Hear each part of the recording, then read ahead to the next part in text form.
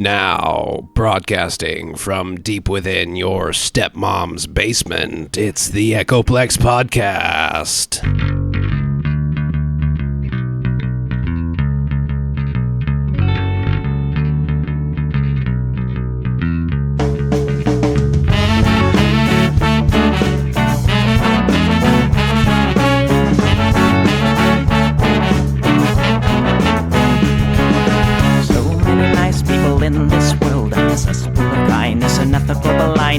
So please excuse my sarcastic tone. I'm a bit underwhelmed by the sample shown.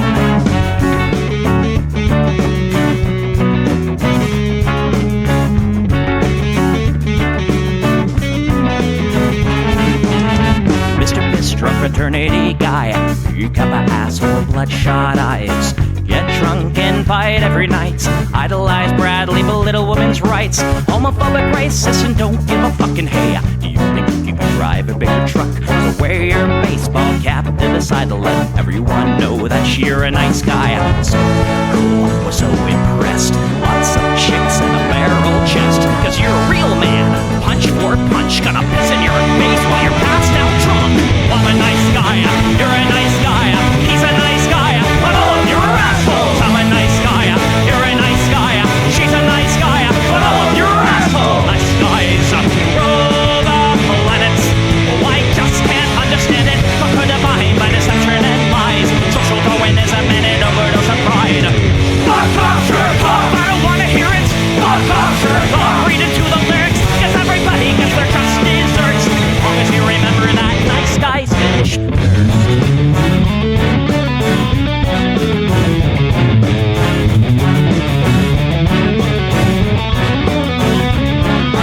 Mr. Whitebeater, you're next on the list. Such a nice guy who speaks through his fists. Prick with a penchant for messing with heads. A broken nose for dinner and breakfast in bed.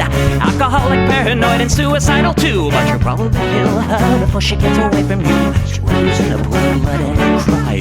All your friends say that you're a nice guy. Have a drink, this one's on me. Look, you're doing fine, losing to your disease. Comatose, I'll pack your bags. Bury you alive, catch, ready to gag. I'm a nice guy, you're a nice guy.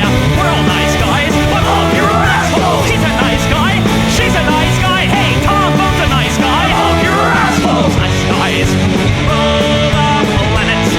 The fundamental conquer the body by deception and lies. Social Darwinism and an overdose of pride. Fuck off, jerk off. I don't wanna hear it.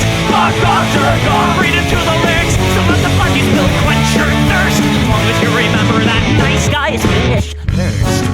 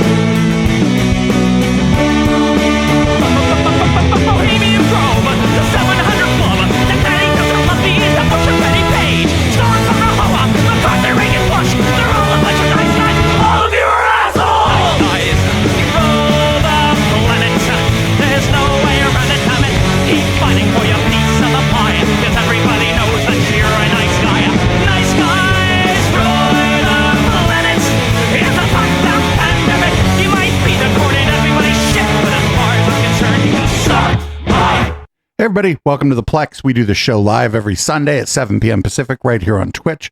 That's twitch.tv/EchoPlex Media. You can support this project at patreon.com/EchoPlex or at eplex.store. Just join at the $5 level or higher, and you get the whole show, including red light, sent to your inbox. I would lie and say the following morning, but it would be the following afternoon or evening, a day before, sometimes 2 days before the people get it on the podcast. Anyway, I'm producer Dave. You can find me on Blue Sky, pissing off the shit libs. And I'm just here to remind you of something. It may not feel like it, but this is actually the case. Everything's fine, and everything's fine, and it's great. Thanks. Everything's fine, and everything's fine, and it's great. Thanks. Everything's fine, and everything's fine.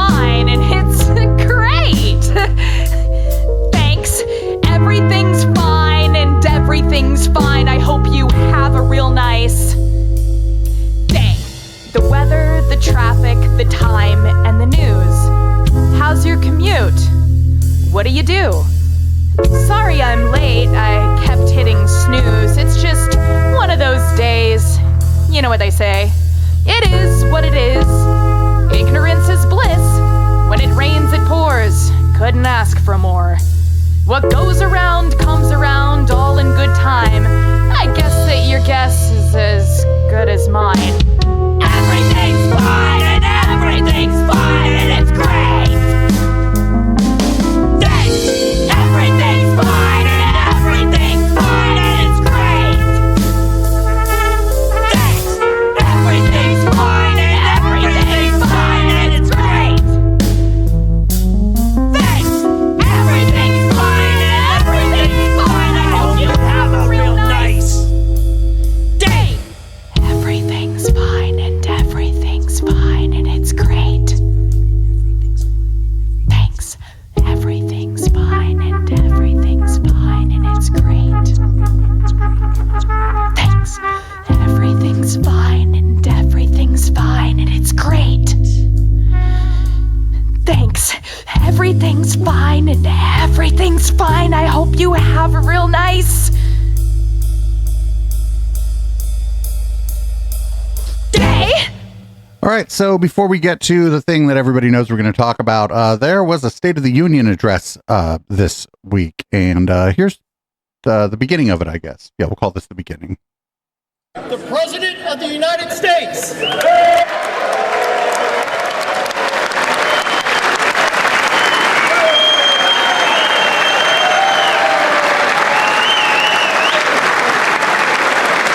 timing.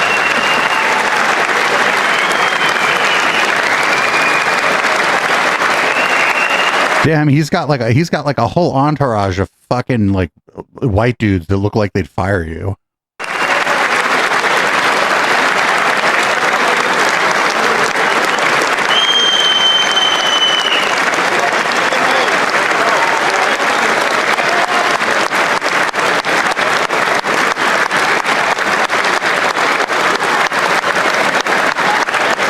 Look at how happy Tom Tuberville is. You see this? Look at him. He is fucking stoked. This guy hasn't smiled in fucking 20 years. Look at him. Look at him. I think that's Tuberville. Look at him. Look at how stoked he is. He's pre-coming in his pants, actually.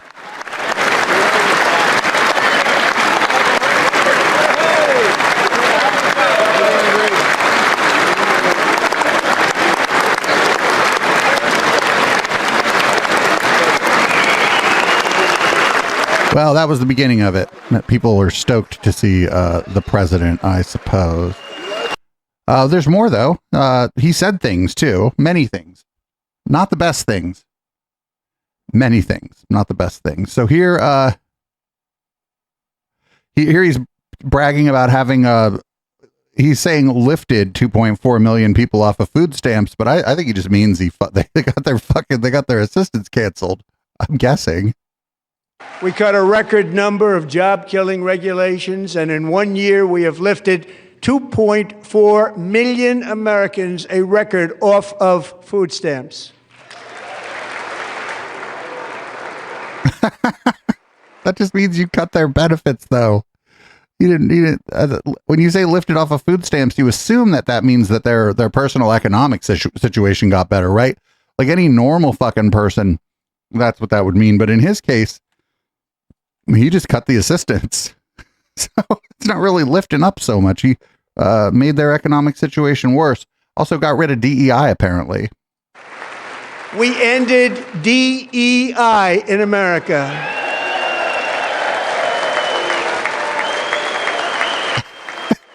Look at this. Is that Fetterman clapping? He's standing up there. We ended. There's a horrible fucking thing. I watched some of it, but I couldn't fucking do it. Here's more. We only have a couple more of these, I promise.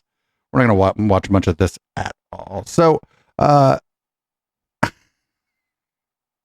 we took the oil from our friends now. The Venezuelans are our friends now. You know how we know that they're our friends? Is because we stole 80 million barrels of oil from them. Because that's what friends are for. American oil production is up by more than 600,000 barrels a day, and we just received from our new friend and partner, Venezuela, more than 80 million barrels of oil. So I think it's called piracy.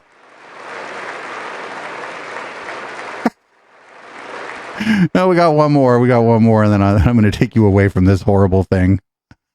The last one. I mean, there was stuff in here that I didn't even grab. There was stuff in here where he started like fucking yelling at the Democrats because they weren't clapping and shit. But I was just like, I can't fucking do this. I can't fucking possibly do this. Too much happened this week. Oh, here, this is about brand new Trump accounts. Parents can activate their children's Trump account. What does that mean? I don't fucking know. Parents like Megan can also activate their children's brand new Trump accounts. And I didn't name it. I did not name it. I did not name that.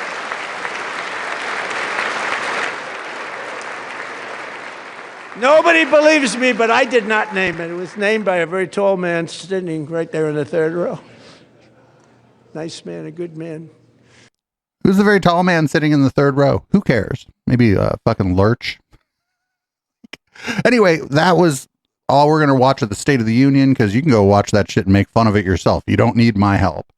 It was wild, though. My favorite part, actually, was when he fucking had a big old sad because the Democrats weren't clapping.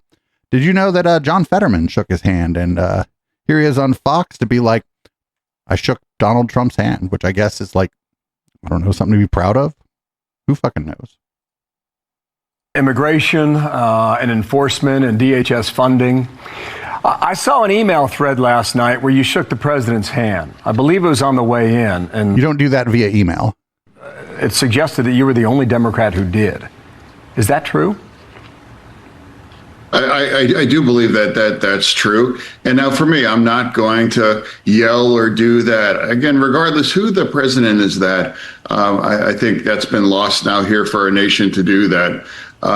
So for me, yes, I shook his hand, of course. Mm-hmm. He walked in, and I'm always going to do that for sure. So why though? You don't have to shake his hand. I mean, I don't know. What? You can just not shake his hand. So that was John Fetterman's response. I shook his hand. It was a little early in the docket, I think, for Sean Foicht, I think, or Sean Fucked as we call him around here. But I had to put it at the beginning because it's the stuff about the State of the Union, and I didn't want to put more than one Sean Foicht or Sean Fucked in the red light. So here's Sean Fuck talking about the Democrats' response. And if you could imagine, it was demonic. You could see it through the TV, like a straight on demonic manifestation happening before your eyes. But really, I think that's really good for Americans to see, so that they understand, hey, listen. Man, I don't know. I think it's bad if Americans are seeing demons in their television. There's a fucking movie about that. They're here.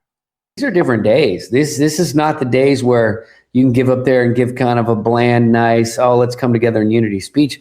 We have literal, crazy, demonic people that are elected in our nation that want to see it totally destroyed. That's funny. Somebody in chat's never seen Sean Fucked before. If you could imagine, he's like a Christian nationalist. He comes out of Redding, California, from an organization called Bethel. More on Sean Foicht, actually, during Red Light this evening. So we're done with the stuff about the State of the Union. I guess something else happened this week. And here's Greg Kelly on Newsmax. A very well-informed person told him exactly when the U.S. was going to bomb Iran. Could be any minute now that we strike Iran. A very well-informed person told me that it's going to happen tomorrow after Wall Street closes. About, 4 o'clock or so in the afternoon? Why that matters? It's because he didn't want to tank the stock market. He's like, this might tank the stock market. I don't know, strategery maybe. We have a lot of planes and material over in the region, right? Look at this image. Look at this shit. This so looks like a parody, like during the Iraq War. This looks like something that fucking that would have been on like the Daily Show during the Iraq War. Aircraft carriers galore. They say it's like the biggest armada since we invaded Iraq? When we move all of our military assets, and they're no longer docked, they're now at sea, build it up in a way that we have not seen in that region since the Iraq War. We've got what the president likes to refer to as an armada, maybe the biggest military. An armada. We made up a new word, armada. It's a word like groceries. Since 2000. And not anybody uses that word, armada. Seen this accumulation of firepower since 2003, which you'll remember was the beginning of the Iraq War. All right, that's actually, I think this is an information campaign. There have been plenty of times since 2003 where we've had 2 aircraft carrier groups in the Persian Gulf or around the Persian Gulf. It happened rather routinely there for a while. It's actually, we used to have a big military footprint in the Persian Gulf, and from time to time, this is not necessarily the biggest armada ever. Since 2000. All right, well, thanks for correcting the record, fucking Greg Kelly. Technically, it's not an armada unless it's from the Armada region of Spain. Maybe this is part of pressuring the mullahs and sparkling warships. Like this thing to go away. If we don't have to bomb, great. I also don't think we need to have a special speech from President Trump convincing us that this is a good idea. That's what? It's a bad idea. Members of Congress are demanding. No, they're not. No, I'm not like, oh, this would have been, I mean, I'd have been fine with this if we would have got a special fucking speech from the president. What the fuck? But that guy, like, somebody like who knew what was going on leaked to Greg Kelly because he was exactly right. Like, that was exactly right. Oh, here we go. Here's Michael Knowles from the Daily Wire. Starts out pretty good, right? The beginning of this is like, oh, it looks like Trump's putting himself into a similar position that W did regarding Iraq. But then I guess Michael Knowles is going to be like, well, but they're actually going to do it well. Watch. The reason that this strike was launched now was the opportunity. And this creates a little bit of a problem for the argument for war. Because we were told, just weeks ago, that the United States had totally wiped out Iran's nuclear program. It wasn't a few weeks ago, dude. It was like fucking last year. It was like almost a year ago. It wasn't a few weeks ago, Michael Knowles. But, I mean, he's, busy checking his grinder and stuff. So, we've all made mistakes on air because we were busy checking our grinder accounts. Obliterated it in the strikes on Fordo and the other nuclear sites. So if the argument for war right now is that Iran was on the brink of a nuclear weapon, it creates a little tension with the arguments we're... A little tension? A little tension. Really, I think the reason that the U.S. struck now is we had the opportunity. We had the opportunity? What do you mean we had the opportunity? What? Like we couldn't have done it last week? This is the most powerful military force on the planet. The U.S. can project its power anywhere on Earth within a few fucking hours. It's like, we didn't really have a chance until fucking last Friday. What the fuck, dude? Shut the fuck up. This is not, this was not we were just bored and just kind of happened to be in the neighborhood. It's like when you stop by your friend's house unexpectedly. Economically, the regime is weak in terms of popular support. The regime in Iran just slaughtered tens of thousands of people and is extremely unpopular. So this was the opportunity to do it. President Trump laid that out. He said that if the Iranian people want their freedom, this is their last chance probably for generations. So where does this leave President Trump? A lot of people care a lot more about the Trump administration in the United States than they do about anything happening in Iran. What's amazing is, with this strike, President Trump has put himself in a very similar position to George Bush in Iraq. It was the same justification for going to war. Same justification was weapons of mass destruction that pose an imminent threat to America. And it was backed up by the same ideological justification, which is that the people want freedom. So what's so amazing is President Trump launched his political presidential career in 2015, in many ways running against the Bushes and against the stupid wars and against all of that. Now, President Trump is putting himself in a similar position to Bush. However, I guess his argument is we're going to do it well. So initially it was doing it and doing it well. Now the argument would be, well, Bush might have had the right idea, but he did it poorly. And the one thing I got to say with Trump on foreign policy is, don't bet against Trump on foreign policy.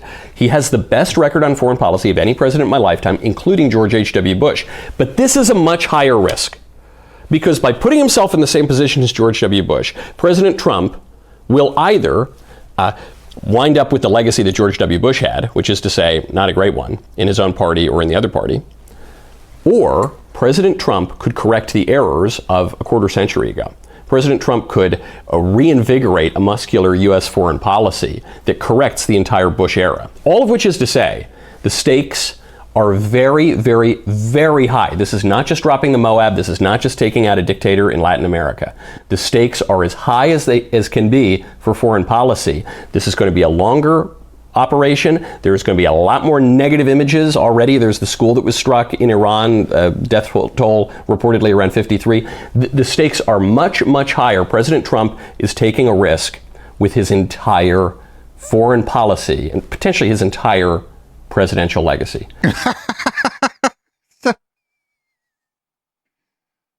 This guy's like, all right, so I was supporting Trump because he was anti-war during the thing, but also I have to perform some version of masculinity here, some version of muscularity here. So I'm going to have to support this, but only insofar as it makes me feel like a fucking big, bad motherfucker because my country is bombing children at a school. Now, this is pretty weird. This is pretty weird. Megyn Kelly, of all fucking people, is like, I don't know about this. Check this out. Who benefits if we bomb Iran? This is scary. Okay, here's the latest. Yeah. We have the largest force amassed in the Middle East since 2003. The deployment is unlike anything the U.S. has done since 2003 when it amassed the forces behind the invasion of Iraq. We've shifted more than 150 aircraft to bases in Europe and the Middle East. I don't know how you pronounce it, but there's an airbase we have in Jordan that's been a key destination for U.S. air assets streaming into the region. More than 60 warplanes were visible in satellite imagery taken Friday. More than a dozen F-35 fighter jets lined up on a tarmac. Oh, are those the ones that crash? All active U.S. ships. Are those the ones that just like randomly eject the pilot? Are now in the region. Warships in the area also equipped with hundreds of Tomahawk missiles. Aircraft carriers accompanied by guided missile destroyers and various aircraft and helicopters. The USS Abraham Lincoln, USS Gerald R. Ford. The Lincoln has not publicly broadcast its location for more than a week, but it's believed to be operating somewhere near Oman. Gerald R. Ford spotted off the Greek island of Crete on Monday. And I could go on. Somewhere, Lindsey Graham just got a chill down his spine, and that special little feeling. Lindsey, I got nothing. The jokes there write themselves, Megan. The jokes there write themselves. I can't even do it. It's just too. It's too hack to even say anything about what you just said. The list of that military buildup, Tucker, you're having a different feeling. So am I. I don't get it. I got to be honest. I don't get it. Because we were just told by the president in July, I covered it at length, you didn't want him to go into Iran with those bombs in July. Right. We did. I was fine with it. That I was like, whatever. Okay, fine. Let's take out the military facility or the nuclear facility. And then when they said they destroyed it, I didn't know. I saw the conflicting reporting on whether we did or we didn't, but the president certainly said we did. And now here we are 6 months later saying we have to go back in to stop the nuclear program, the one that we just allegedly bombed and destroyed a few months ago. Right. I watched a debate on Piers Morgan today with two pro-Israel folks and two anti. And the pro-Israel woman was saying, yeah, Israel benefits. This is definitely good for Israel. Of course we want this. I accept that. I've heard you say on your show, great, no problem. But what do we get out of it? Like, that's fine for them to want it and advocate. What do we get out of it? Why is President Trump considering this? That's so crazy that war drum ass fucking Megyn Kelly is like, I don't know about this. And she got Tucker on there on her show going, I wonder if he's making that I'm concentrating in confused face the whole time. So there's another take, though. There's another take. This is from Mark Levin. And did you know that if you don't support this action, you are a pimp for the enemy? This is Radio Free America, where we breathe patriotism. We eat patriotism. We have other people who have microphones, many of them podcasters. of a big Just say my name, Mark. Following of bots, of Islamists overseas in particular, Klansmen, neo-Nazis. Wait, that's your audience. Now, we talked in the first hour about whether we think the president is going to take action against Iran, and to a caller, the answer is yes. And in this audience, it's obvious, filled with great patriots. So we want that regime taken out for several reasons, not the least of which is our own national security and defense of our generation. That is the next... Wait, your generation? The boomers? Boomers are fine, baby. And the generation after that. And yes, we've had enough of the slaughter of the Persian people in Iran. We've had enough of the terrorism. We've had enough of the threats against our president and the assassination attempts. These Islamists have committed multiple acts of war. And for the most part, we've done very little in response. In fact, the only president that's taken action, two of them really, were Reagan and Trump. Two of the greatest presidents in my lifetime. And then we have to hear from the soft underbelly, actually, the bleeding hemorrhoid of the American body politic. Grifters. Pimps for the enemy. The problem here is that he's not talking about libs. He's like fucking talking about like Tucker Carlson and probably Megyn Kelly and shit. Like all these fucking weird, like sort of, I guess alt-right isn't really the right word anymore, but all these weird, like sort of post-right people. I guess it would just be like the Tucker Carlson wing of the right wing, and like Nick Fuentes to some extent. So he's not talking about the libs who are against it. He's like talking about like the conservatives who are against it. So don't worry, everybody. We got somebody, Joni Ernst on Newsmax is going to let us know that don't worry, it's not illegal. This isn't illegal. I don't even know why people like war isn't like really like, what do you mean illegal? This is a war. This is a dumb way to talk about a war, but like whatever. Do you support a war powers resolution? Do you think the White House, do you think the president should have gotten that before this? I think that we have known for months that this action was coming. The Gang of Eight was briefed on this. And so I don't think it is unconstitutional. I think that the president is fully operating within his rights as a president. Except it totally is unconstitutional. The Constitution clearly states that only Congress can declare war. It is not an illegal action, and you will continue to see any Democrat that is shooting for 2028 stepping up and condemning this president, that it absolutely was the right action to take, and I'm very proud of our president. It's so funny too that, is it illegal? Well, it should be illegal to fucking blow up another country, but I mean, who are you going to call? Like, well, the fucking Russell-J. Gould's fucking World Army or whatever, World Police. We could call Team America World Police. Here we go. Now, you know how Trump had to like fucking basically force that one lady into giving him the Nobel Prize. Well, that wasn't good enough, actually. So this is why he bombed Iran. He wants the Nobel Prize, and bombing Iran is going to get him the Nobel Peace Prize. Let's check in with Julian Epstein. He's the former chief counsel for the House Judiciary Committee. There's always blowback, Julian, on Capitol Hill whenever a president takes any military action without the express approval of Congress. Do you mean like every time the president takes a military action? When was the last time the fucking Congress declared war? I suppose we're likely to see that here. Well, John, thanks for having me on. I'm not quite sure about that. In the last year of the Obama administration, I like this map up here. Look at Iran had to put their country right next to all of our fucking military bases. Fucking the goddamn nerve to put their country right in between, right next to all of our fucking military bases. 2016, Obama dropped 26,000 bombs in 7 countries. Do the math on that. That's multiple bombs per hour every day of the entire year of the last presidency. And there wasn't a peep from anyone on the Democratic side or on the Republican side. Joe Biden dropped bombs in multiple different countries. There wasn't a motherfucker. That's wrong too. What do you mean? There's no peep, not a peep about it. Was this guy like tuned into all the lefty podcasts? peep about the war powers.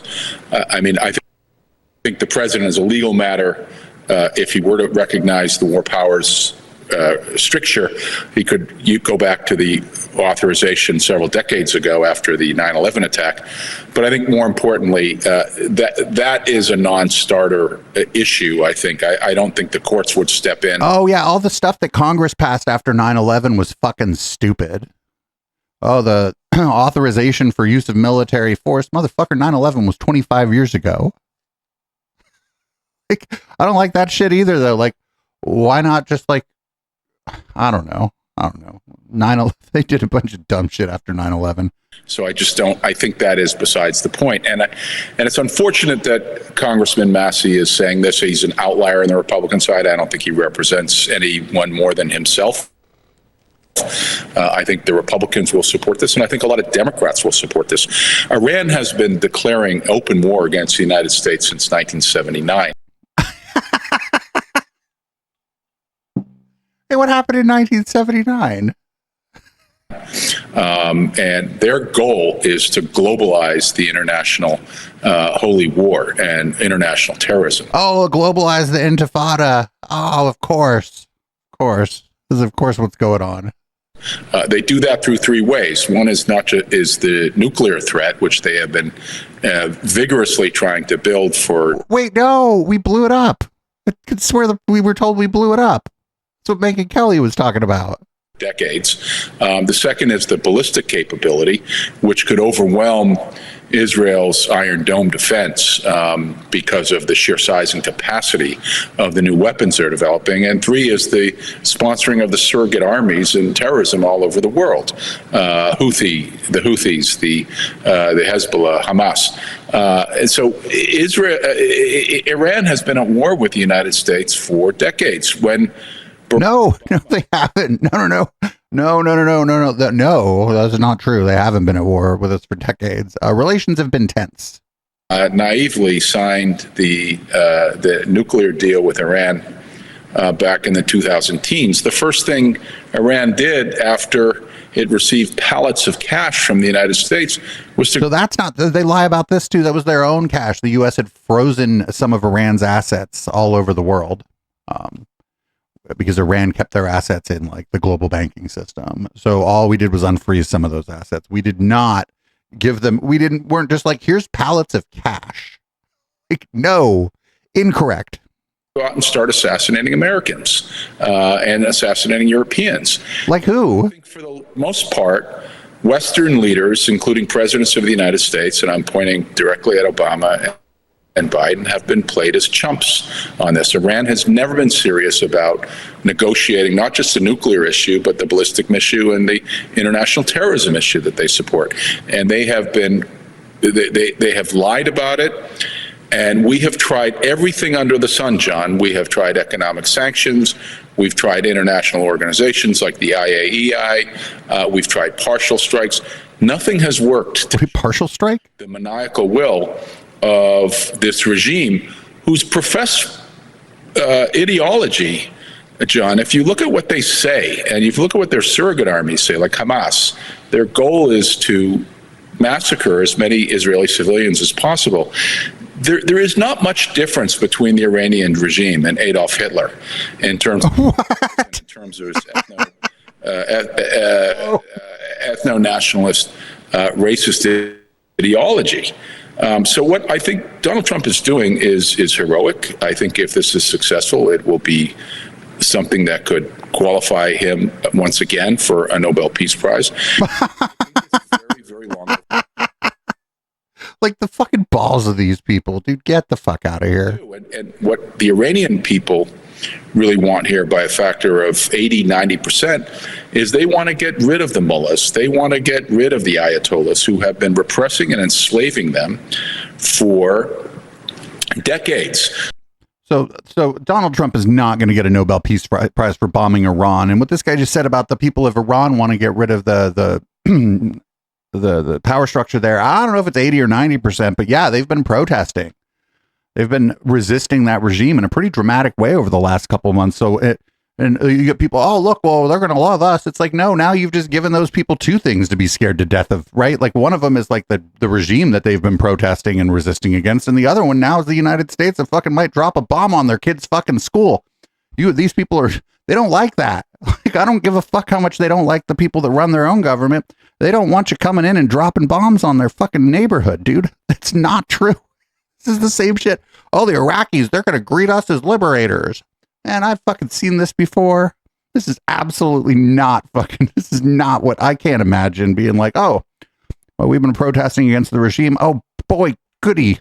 The United States is dropping bombs on my neighborhood. Like, I just can't imagine. Like, I can't imagine that thought process. So here's Mark Wayne Mullen. Doesn't really know anything. As you'll hear from this clip, doesn't really know anything, but that's okay.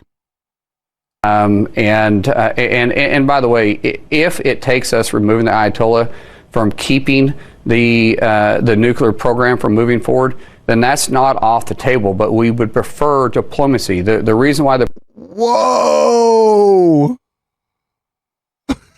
president has put so much resource. You can't really have diplomacy if you've blown up all the leaders of a country. Who are you going to negotiate with? The kebab guy on the corner?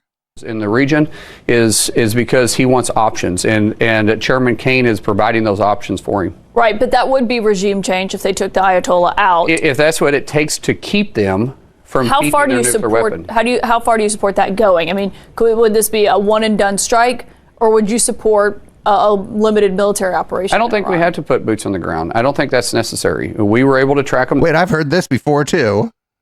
Once we can definitely track them down again. The thing is that I want to make this very clear, Caitlin. We are not wanting regime change, but the person that's leading this effort is the Ayatollah. Remember in 1979 when he came to power, he wanted to be a nuclear Iran, and we have been preventing that. The person that came to power in Iran in 1979 died in 1989. Incorrect, sir. From taking place, and when we stopped bombing them, because we could have obliterated them and him during the 12-day war, we chose not to because he said he wasn't going to pursue it. Now that he is pursuing it, the one person that's driving this is the Ayatollah. That one person may have to be removed, but we don't think he's suicidal, but maybe he is. Well, it's not just him; it could be layers. But you said boots on the ground. Man. Just fucking, you don't have to like go up there and give like dates of things and shit. Like, cause that's like, come on. Even I knew that. And I'm not like a fucking foreign policy or a fucking Middle East expert, but they're leaving a lot of the Iranian history out of the discussion here too. I'm just telling you, everybody should check out the history, I guess, post World War II of the nation of Iran and check out America's role in that. And then, you can make up your own mind as to what you think's really going on here. So, not always a huge fan of Jake Tapper, kind of a self-important, self-serving, kind of a pompous asshole. But here he is with Senator Rick Scott, and he's just going to ask, like, what is the plan? What is the plan here? What would you say to a member of the MAGA coalition who comes to you and says, Senator, this is not what I voted for. President Trump said he was going to end regime change wars. He was going to end military entanglements abroad. And this is the exact opposite of what he said he was going to do. What would you tell that person? Well, what this president wants to do is he doesn't want forever wars. He's against forever wars. If you look at what he's trying. Right. He just starts new ones and fucking, like it's not a forever war if you just keep starting new ones. He's trying to make the world a safer place. What he did by destroying their nuclear weapons last year, what he's doing with this was destroying their ability to produce missiles. He's making the world a better place. What he did in Venezuela, he's making the world a better place. So if you look at this, Trump, he wants peace. But we've had presidents appease, coddle, and power ran for decades, and that's got to stop. We just talked to your Democratic colleague, Senator Tim Kaine. He wants the Senate to return to vote on his war powers resolution, which would block further use of U.S. forces without congressional approval. What do you think of that? I oppose it. I mean, I want this president to have the power to defend this country. I was disappointed. I can't imagine how crazy it was that Democrats wouldn't stand up to say their primary purpose was to defend the freedom, defend the American citizens. So I want a president that has the power, which he has, to defend the freedom of this country. I want him to defend us. And that's exactly what he's doing. So I will oppose it. So the president said that there could be potential loss of American life in these operations because that's what happens in war. Don't you think that if there is the potential loss of American life, that Congress should at least exercise and have some skin in the game to authorize the president to do what he's doing? Well, clearly we're going to get briefings, and we should get briefings, and we should know exactly what's going on. They gave us a great briefing after Operation Midnight Hammer. They gave us a great briefing after Operation Midnight Hammer sounds like an adult film. Happened with down in Venezuela, with Maduro. So they're going to give us a briefing, and we ought to get a briefing. But the president has the right, and I'm glad he took the right to use military action. I mean, a vote, though, just a up or down. Obviously, you would approve of it, but don't you think Congress should be on record either supporting continued military action or not? The president, every president since Truman has said he's got the right to use military force without a formal declaration of war. So this president is using the same authority other presidents have used. I agree with him. I'm glad he did it. It's going to make this world a safer place. Iran has been a unbelievable, despicable, horrific regime for decades. Senator Rick Scott of Florida, thank you, sir. Appreciate your time. So I guess like when they thought of this, they were like, oh, only the Congress can declare war. They never thought that, well, what the president's going to do actually in the future is just like bomb the shit out of somebody. And and not say that it's war actually, which is wild. So here's Donald Trump slurring a little bit, I guess. He's going to say, sadly, more Americans are going to die. Like, oh, man.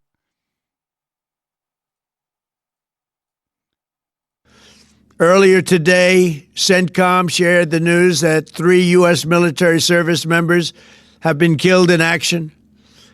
As one nation, we grieve for the true American patriots who have made the ultimate sacrifice for our nation, even as we continue the righteous mission for which they gave their lives. We pray for the full recovery of the wounded and send our immense love and eternal gratitude to the families of the fallen. And sadly, there will likely be more. Before it ends, that's the way it is. Likely be more, but we'll do everything possible where that won't be the case. But America will avenge their deaths and deliver the most avenge their deaths. Terrorists who have waited. Homeboy, you just like bombed like a sovereign nation and deliberately targeted their leadership, and in the process, fucking took out a school. But we're the ones gonna get vengeance. Waged war against basically civilization. They have waged war against civilization itself. A result. Fucking God, this is so horrible. This is all really bad. Don't worry though. When we get done here,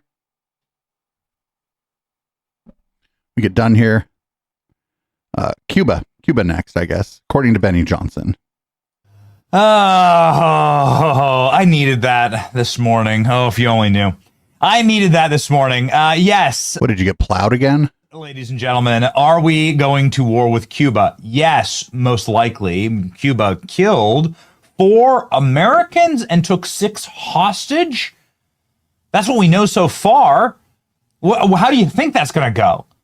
Is it a false flag? It's happening right now. It's crazy. We'll cover it. It's happening not too far away from where we're broadcasting. So will I be leading the unorganized Florida militia to storm Cuba? I mean, we've seen this play before. I've seen this before. It's a rerun. We've seen this, Bay of Pigs. But I think that Cuban, Marco Rubio, has been waiting for this moment.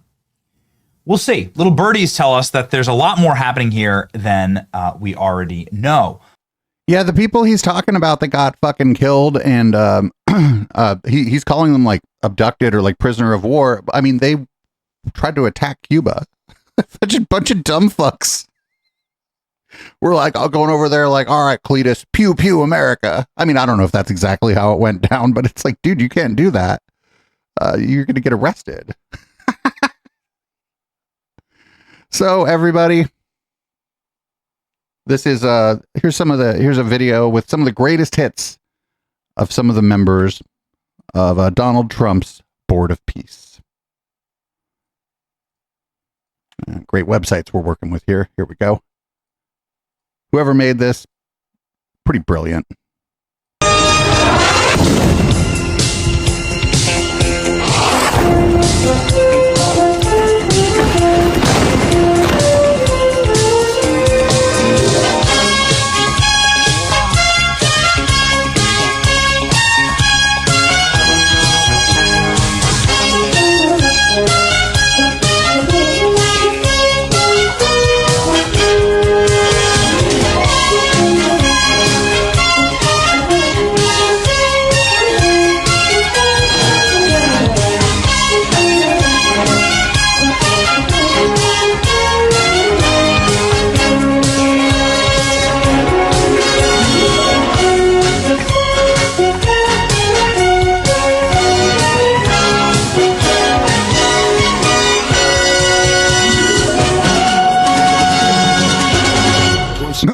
Completely formed, we can do pretty much whatever we want to do.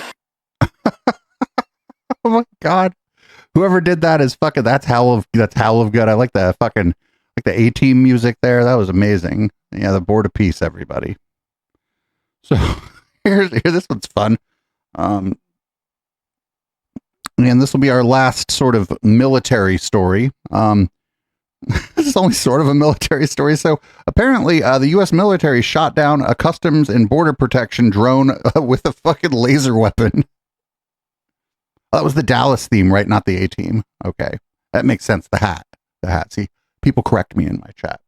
Anyway, yeah, here. This is great. They used a fucking laser, I guess. We're going to begin, though, with the breaking news. This one is out of Texas, where another military incident has resulted in airspace being temporarily closed. Officials now confirming the military accidentally shot down a Customs and Border Protection drone, and this is raising all kinds of questions. Chris Van Cleve has more on this. He joins us now to bring us up to date. Chris, what can you tell us? Well, good morning. It appears this incident happened on Wednesday, but we didn't learn about it until late Thursday night when the FAA expanded an airspace closure outside of El Paso. Now, think back a couple weeks when authorities thought they were engaging a drone linked to a Mexican drug cartel. That turned out to be a party balloon. Oh, I forgot about that. Was in fact a drone. The drone just belonged to the federal government and Customs and Border Protection. That drone was apparently operating in the area around Fort Hancock, which is outside of El Paso, and it appears the Pentagon wasn't alerted by CBP in advance. The military used that same high-energy laser system that led to the closure of the airspace around El Paso by the FAA 2 weeks ago. Appearing to present a united front late last night, the Pentagon, CBP, and FAA released a joint statement saying they're, quote, working together in an unprecedented fashion, but also the agencies have to... No, you're not. No, you're not. No, you're not. You're not. No, you're not working together. I mean, by working together in unprecedented fashion, like, remember when a bully would be like, why are you punching yourself? To, quote, work on... That's how we're working together. To prevent such incidents in the future. Meanwhile, top Democrats on a number of committees on the Hill also released statements, and this is a quote from one of them. Our heads are exploding over the news. They say the White House... Well, maybe you should have warned the military before you put your head out there and then you shot it with a laser. Step legislation aimed at improving interagency communication. Another quote here. We're now seeing the result of its incompetence. Now, this time, the FAA flight restriction is not impacting commercial flights. It's in an area that they tend to not operate in. And bottom line, from the military perspective, that drone laser does work, Vlad. Chris, thank you very much. At the end there, the bottom line here, actually, never mind the incompetence. You know how fucking cool that laser is? Fucking Barry Weiss's news department at CBS, everybody. So that's our last sort of military adjacent story or whatever. We could have done like a whole fucking 2 hours on that, but I don't want to do that. Shit's fucking depressing. That shit's fucking depressing. But again, at the end, we had good news. They have a cool laser that they're never going to deploy against you. We promise. Here's, Tiny Dancer Ben Shapiro. He's been feeling some kind of way lately, just about a lot of things. And now apparently, it's like, wait a minute, why is nobody saying anything about Steve Bannon being in the Epstein files? And this is just because his media diet doesn't include liberal and left-wing media sources, because a lot of people on the left have been talking about this kind of a lot. Like, there's a really good series from Behind the Bastards about Jeff Epstein's connection to tech and things like cryptocurrency, even 4chan. And Steve Bannon was all up in that, but Ben Shapiro would never listen to that shit. Like, anarchists. Now, again, here is the big problem. Every prosecution that is taking place across the globe with regard to Epstein right now, all the people who are being taken to actual court for actual crimes are being prosecuted not for sex crimes. They're being prosecuted for passing confidential information to Jeffrey Epstein. That's Peter Mandelson in Britain. That is the Prince Andrew arrest. That's what those things are. So we should be pretty clear about the details here. Now, that doesn't mean that there aren't people who engaged in egregious activity to try to rehab Jeffrey Epstein. That includes people who have not been indicted, from Kathy Rumler to, yes, Steve Bannon, who somehow has gotten off scot-free in all of this, which is absolutely beyond me. I do not understand it for love or money. Many of the same people who are fulminating against the Trump administration and random members of the Trump administration, Tucker Carlson grilling Mike Huckabee about the Epstein files, but apparently has no questions directly for the vice president or president with whom he is close. And also no questions for Steve Bannon, with whom he is pretty close. Like, strange, find it weird.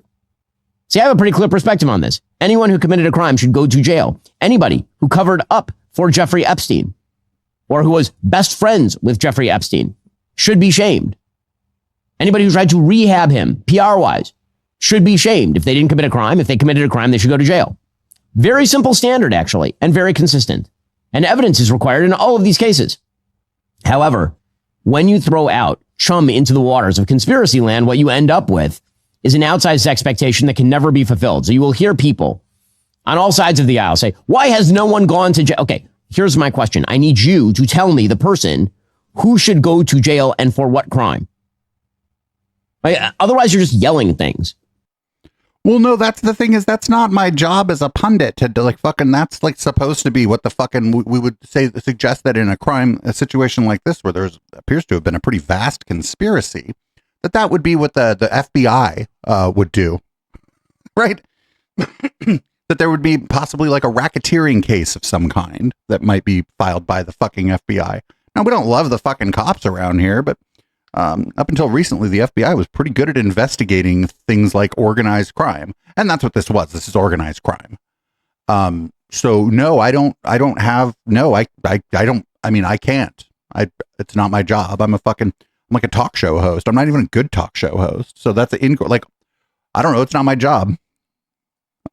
So with all this going on, of all people, somebody who had nothing to do with any of this, I don't even love this person, right? But Hillary Clinton didn't have anything to do with any of this. Like, she wasn't emailing anybody. She wasn't fucking Jeff's homie. Nothing. Ghislaine showed up at her daughter's wedding as a +1 for some other rich asshole that Hillary Clinton probably shouldn't, or that the Clintons probably shouldn't have invited. But Hillary Clinton, so far as I can tell, had nothing to do with this. Absolutely nothing. So they deposed her, and here's her statement after the deposition.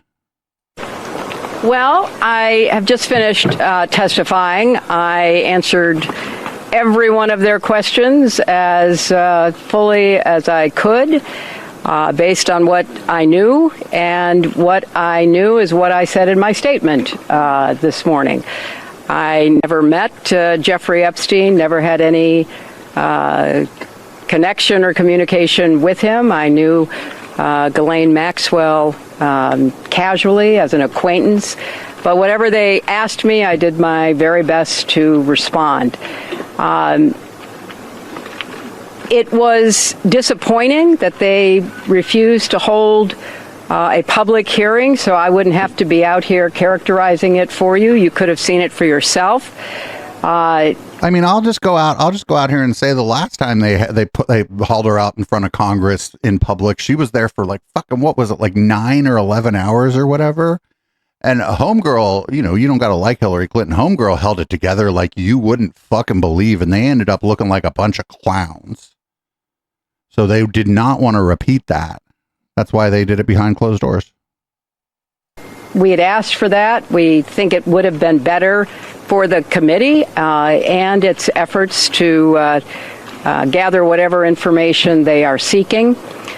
We had a bit of a challenge in the beginning because we had agreed upon rules based on the fact it was going to be a closed hearing at their demand. And one of the members violated that rule, which was very upsetting because it suggested that they might violate other. Oh, yeah. Fucking Lauren Boebert fucking straight up just took a picture like during a closed hearing. Fucking dumbass. Our agreements. So we had to cease the hearing for a period of time until we could get assurances that no rules would be broken going forward. I'd just walk. Fuck it.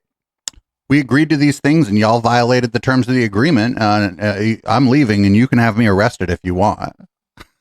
Like, I don't know. What's the downside of just being like, well, if people are here taking pictures when we all agreed to like no recording and no photography, if people are here taking pictures, I got to go. Forward, and we returned to answer questions repetitively, literally over and over again.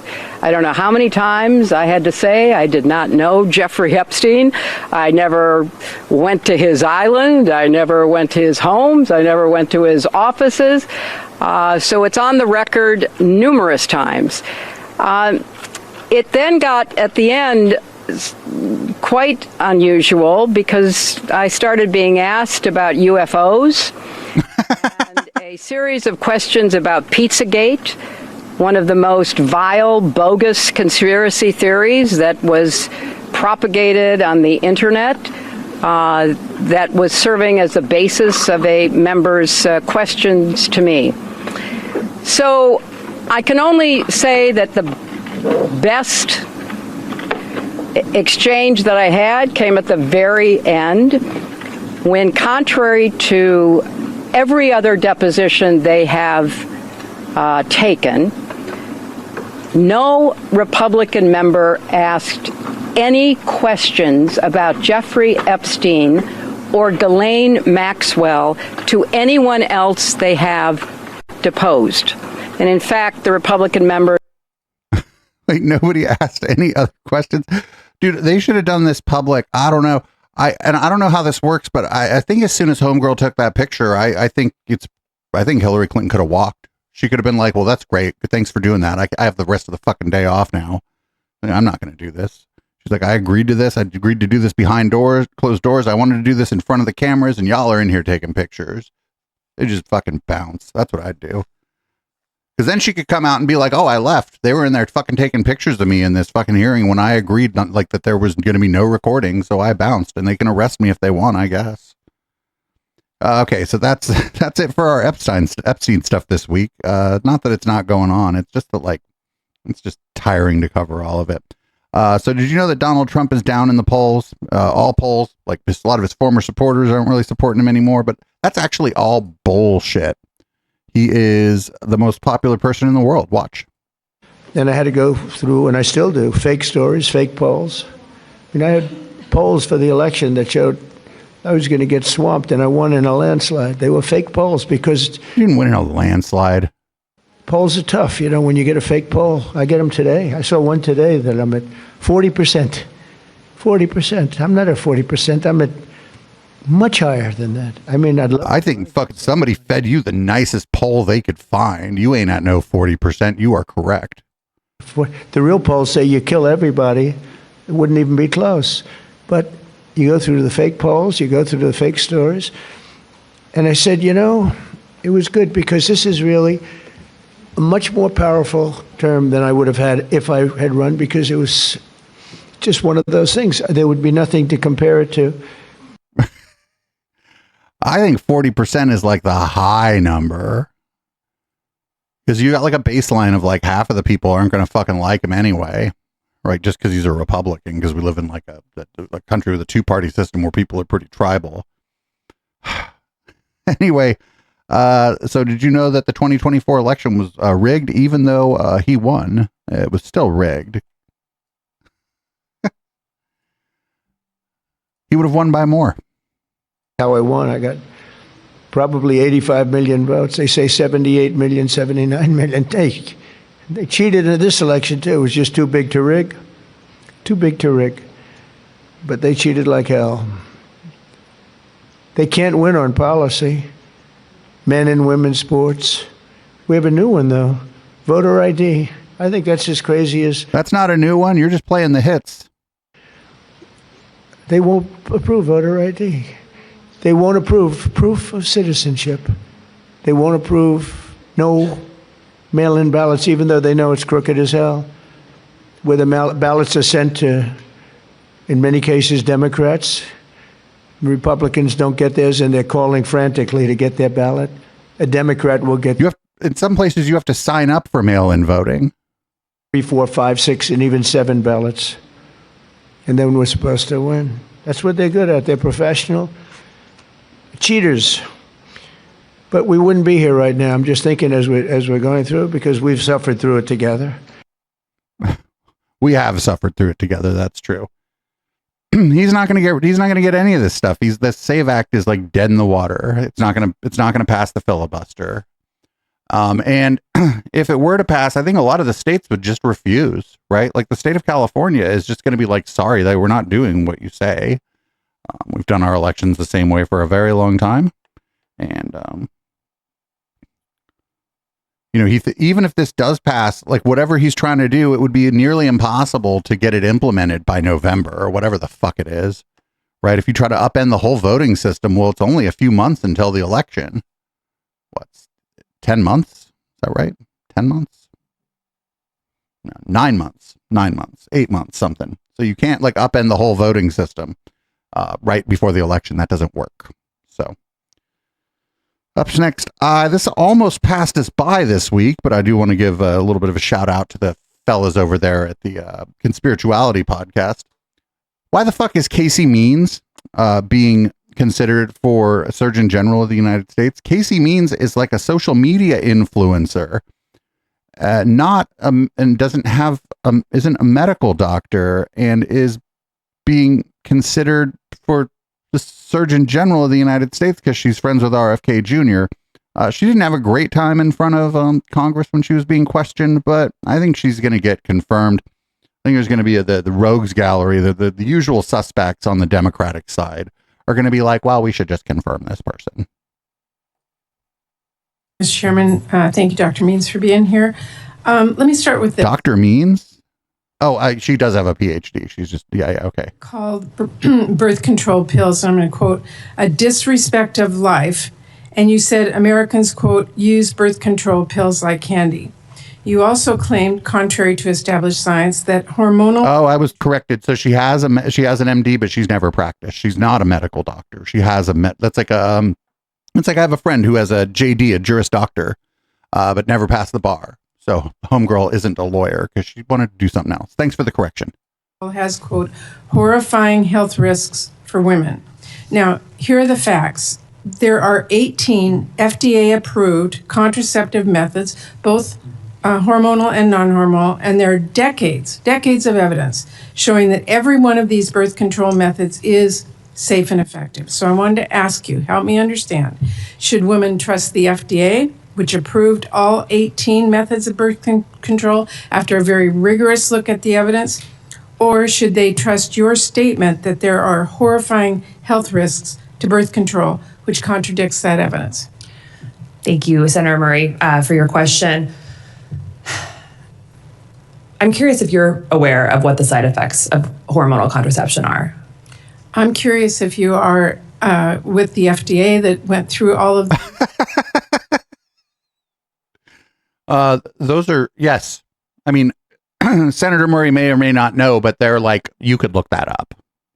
And rigorously looked at them, or as Surgeon General, if you're going to tell the truth to the American people? I absolutely believe these medications should be accessible to all women. And also, all medications have risks and benefits. And in our current medical climate, with the burden on doctors, doctors do not have enough time for thorough informed consent conversations. Some of the horrifying side effects of birth control that I have mentioned include blood clots and stroke risk in women who have clotting disorders, who are smokers, who have obesity. No, it's not general. I'm very careful with my words. And when I So she's talking about comorbidities. Comments which are taken out of context. Out of context? The thing that you said is crazy. What's the context? I bet when they say this, right, people go back and look at the context always makes it worse and more crazy.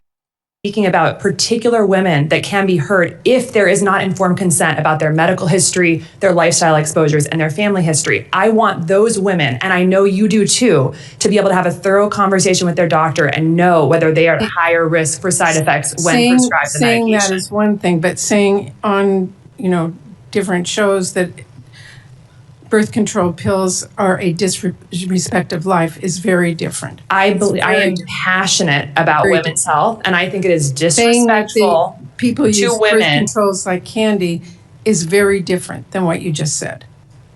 We prescribe a huge amount of hormonal contraceptive, and I do not believe most of those conversations have informed consent because of the pressures that doctors are under because of our broken healthcare system. I want what's best for women, as do you, and I want every woman who could be at risk for a side have 2 minutes effect left, and I have other to questions. know. Let me move on. Thank you. If a woman died from a Dr. stroke or a Means, blood clot because they did not have a thorough Thank conversation. you for your answer. You made that clear. Let me go to another. She didn't answer the question. Dude, these people, they're all like, it's like a fucking cabinet of podcasters, and they all said these wild fucking things on podcasts, and they're like, well, what I really meant was, it's like, well, if that's what you meant, why didn't you fucking say that? What do you mean? Out of context. She was probably on like the fucking Del Bigtree show, or I don't even know whose show she was on, right? She was on like with RFK Jr. or fucking Merkla or fucking Brett Weinstein or somebody, right? And she said this wild shit about birth control. These people, what's going on here is these people are like pro-natalist, right? These people all want more white babies. And so that's like what's going on here. That's all that's going on here. That's why she's fucking thinks that about birth controls, because she thinks it's bad for fucking white people not to have babies. Up next.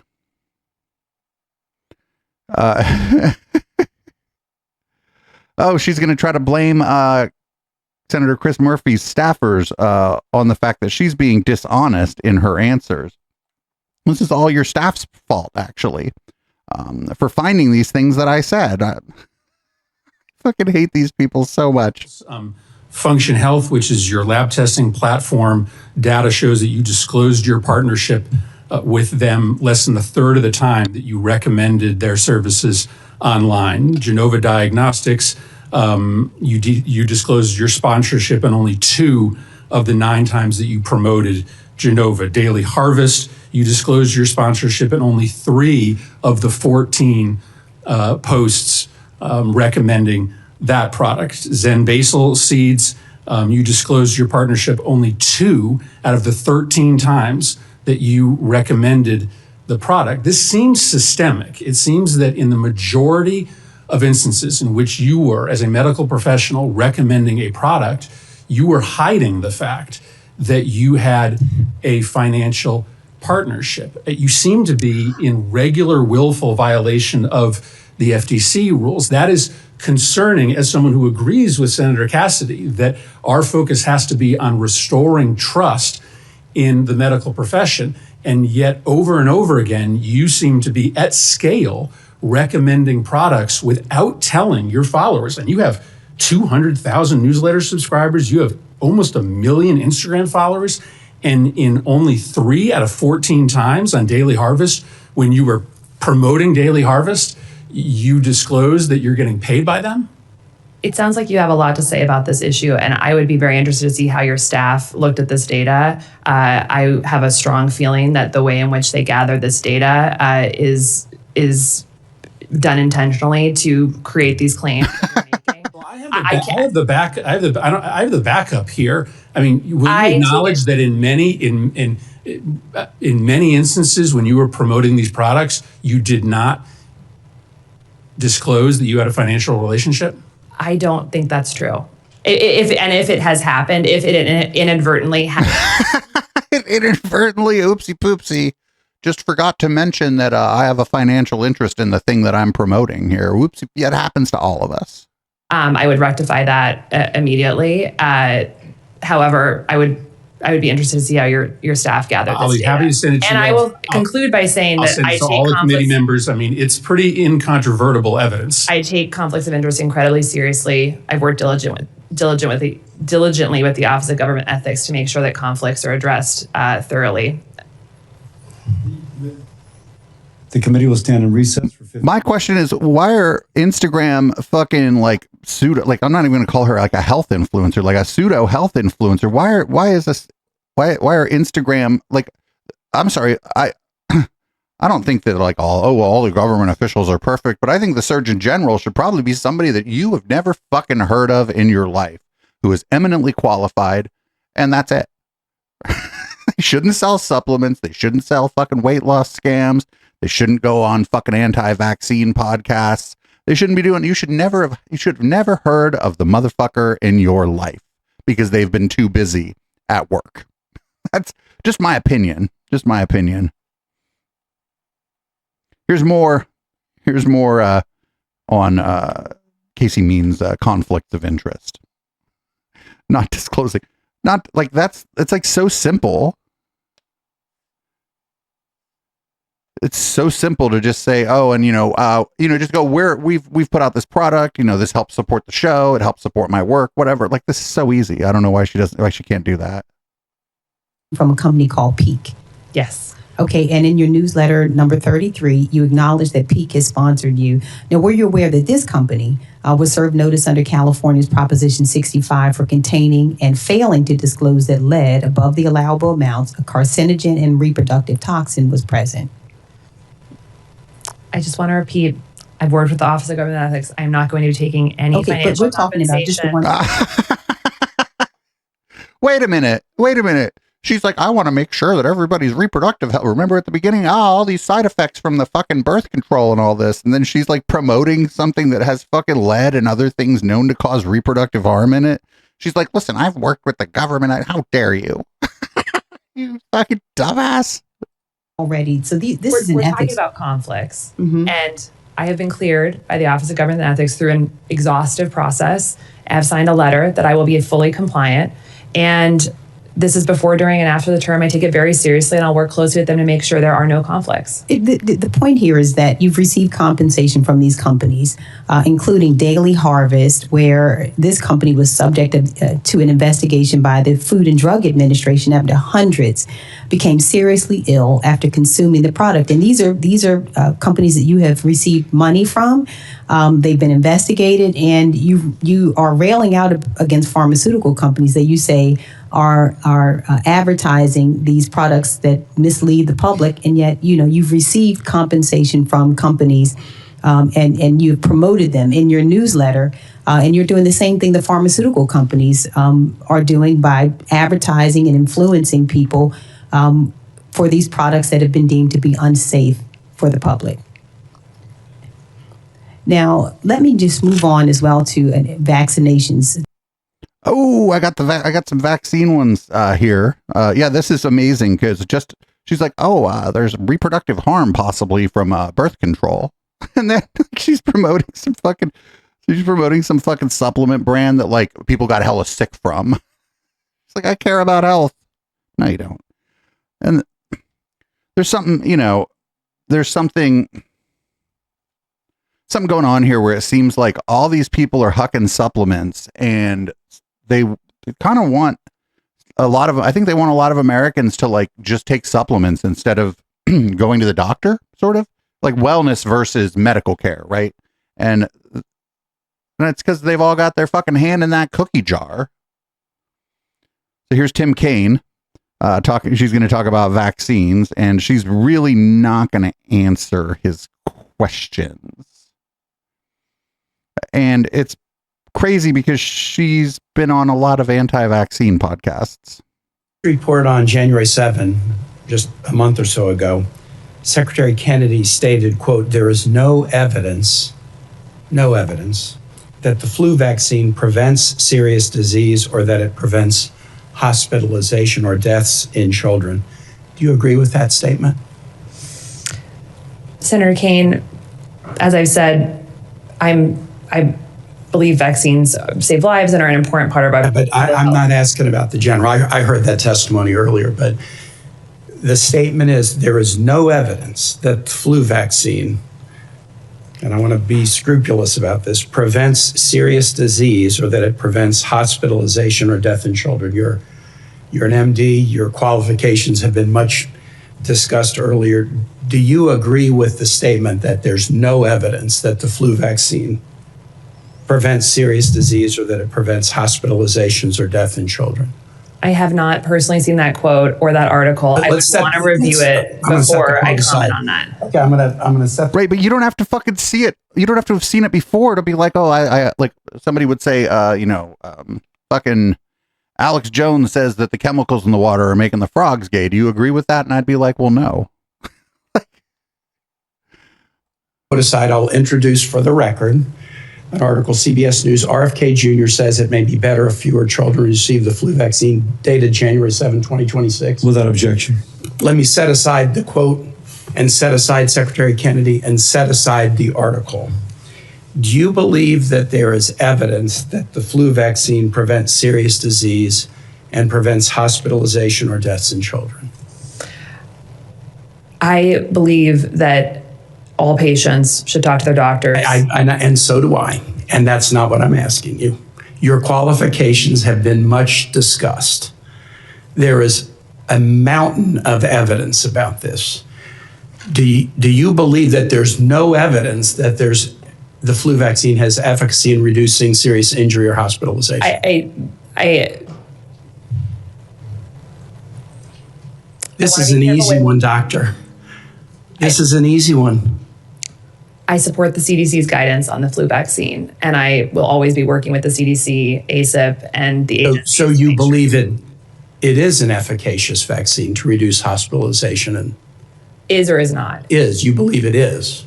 As I said, I support the CDC's guidance on the flu vaccine. Let me just say, do you think the flu vaccine reduces the risk of hospitalization or serious injury? I've said you're it. a doctor. I believe vaccines save lives. I believe they're an important part of public health strategy. The flu vaccine, does it reduce the risk of injury or hospitalization? At the population level, I certainly think that it does. Let me introduce for the record, if I can, Mr. Chair, CDC seasonal flu vaccine effectiveness studies dated May 30, 2025 from the CDC that goes into this in some detail. Without objection. This is not a hard question. I answered your question. So a Surgeon General sets fucking health policy for the nation, right? But the health policy for the nation can't just be, well, talk to your doctor, because no shit, right? She's not anybody's individual doctor and never has been. So that's not the fucking question that's being asked, right? The question is, do you believe that the flu vaccine is effective, especially among children, of keeping people from going to the hospital and getting, seriously injured by the flu? It's not common that people get seriously injured by the flu. And a lot of what we think is the flu is like the common cold. But as the Surgeon General, you're not anybody's doctor. You're not everybody's doctor either. You're supposed to be out there like basically as a science communicator for the government. She's going to get confirmed too. Cause what was the name of that guy that fucking, he's like a doctor. He's like a Republican. Everybody's like, oh, he's a reasonable one. Cause he's a physician. I forget his name. He is going to, vote yes on her. I forget the guy's name now. But he's going to like hem and haw like he did with RFK Jr. And then he's going to fucking vote yes on this person. Anyway, here is Dr. Oz and JD Vance. They're going to talk about how Medicaid funding for Minnesota is going to be suspended because they were mean to Daddy Trump. Yes, and the member of Congress I was talking about was Bill Cassidy. Yeah, he's going to hem and haw about this shit too. Maybe Bill Cassidy will hem and haw about this fucking Medicaid thing too. Who knows? But whatever it is, he'll vote yes on it in the end. Here's their the state of Minnesota pissed off Daddy Trump, so they're not going to get their Medicaid funding, which I think is illegal. I think the funding has already been allocated, and I don't think the executive has the authority to stop sending it. So we're announcing today that we have decided to temporarily halt certain amounts of Medicaid funding that are going to the state of Minnesota in order to ensure that the state of Minnesota takes its obligations seriously to be good stewards of the American people's tax money. Now, what is this going to mean? What this means is that, first of all, the providers on the ground in Minnesota have actually already been paid. The state has paid those providers the money. What we're doing is we are stopping the federal payments that will go to the state government until the state government takes its obligations seriously to stop the fraud that's being perpetrated against the American taxpayer. Right, but the fraud that's being perpetrated against the American taxpayer is like you idiots sent like an illiterate twink down there to like harass people at a daycare center. Like that's the fraud that you're pointing to. Is like Nick Shirley went to like a daycare center where there's fucking kids there with a group of 8 or 10 people with fucking cameras and was like, "Oh, they won't let me in." And it's like, well, yeah, of course they won't. They're not supposed to let you in. Like, if I don't have kids, but I would be rather upset if I dropped my kids off for daycare and they let just a random group of people with cameras in. I would be like, why did you do that? And all these people that are like, oh, I have the rights over my children. Well, they were awful quiet when that shit happened too, weren't they? Because if like a gay person even like showed up at those people's fucking daycare center, like, I don't know, maybe even to pick up their own kid, they're like, why'd you let that gay inside of the daycare center? Show me the kids. That's not great. Not great, illiterate twink. Not great. So up next, I hate that I have to play more of these videos that you can smell from your my stream. People are going to die because of this, but it's the right thing to do. That's according to Asmongold.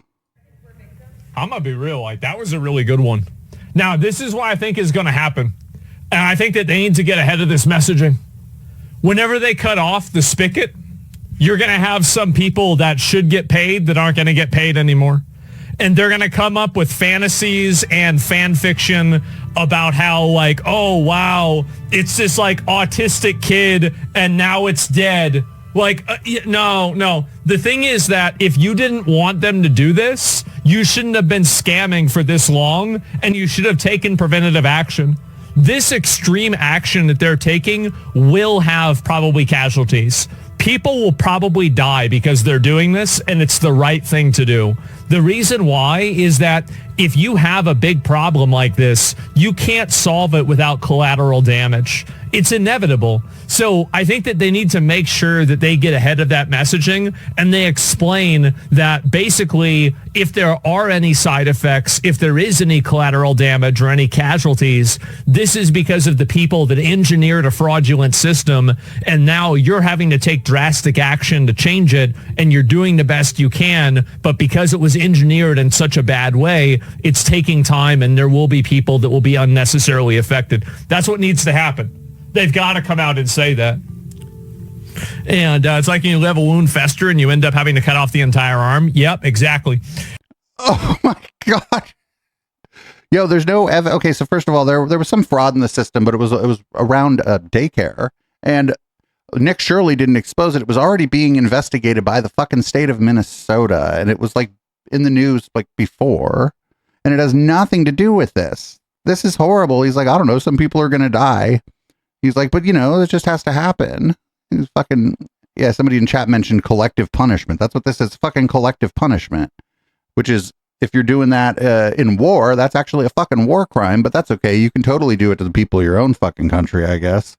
Sort of like tear gas, right? You're not supposed to use tear gas in war, but you can certainly use it against protesters. So apparently, Republican Representative Tony Gonzalez, it has come to light that he was asking one of his female staffers, for nude photos, and doesn't want to really answer any questions about that. It's fucking highly inappropriate at work.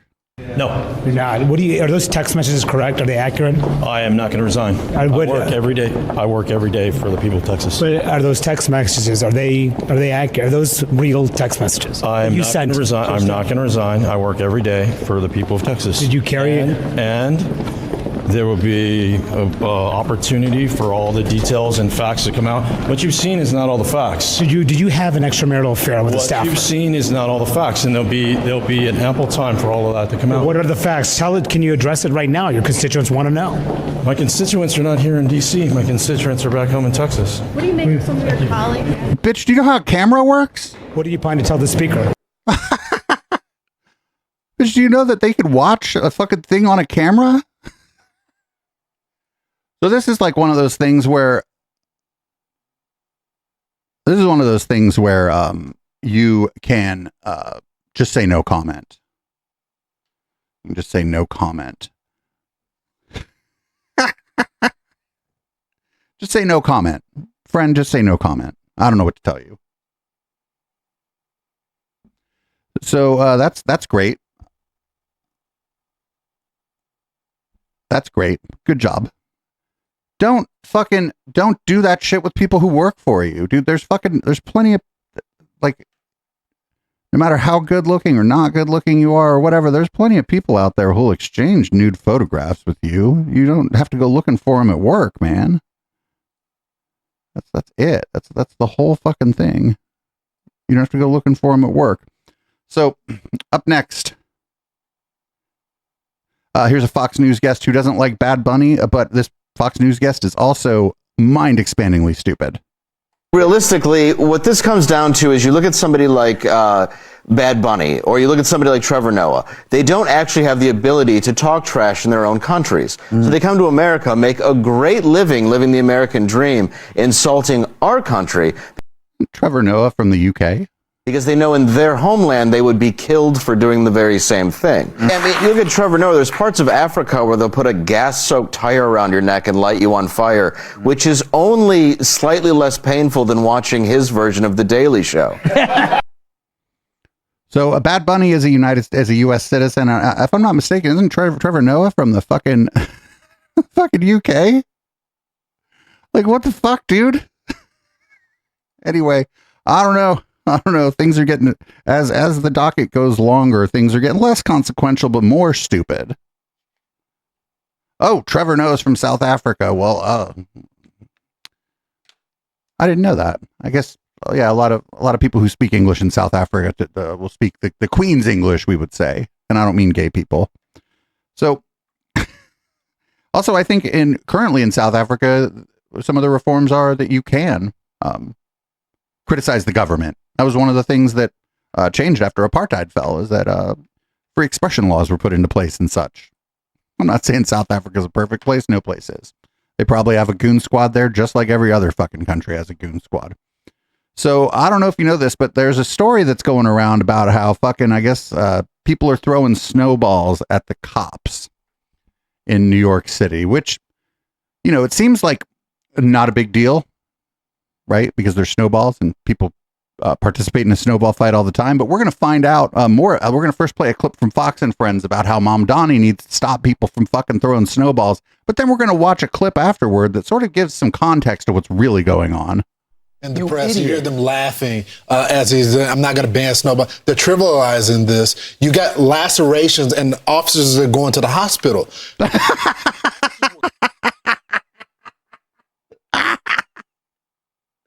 Oh, hell no. Shut the fuck up. Called on the scene because things were getting out of hand. This only happens in New York. If you throw something at a cop in any other state, at least a red state, there's going to be consequences for that. The morale. Not if it's a fucking snowball, you fucking bitch made. Fucking come on, dude. It's a snowball. I don't even live in the snow and I've thrown fucking snowball. I've been in a snowball fight. Like, what the fuck? Improved in New York City under Adams because he supported the cops. We saw what happened when the morale was low. Crime shot up to the sky, and it's going to happen again. He said this is a snowball fight, and it got out of hand.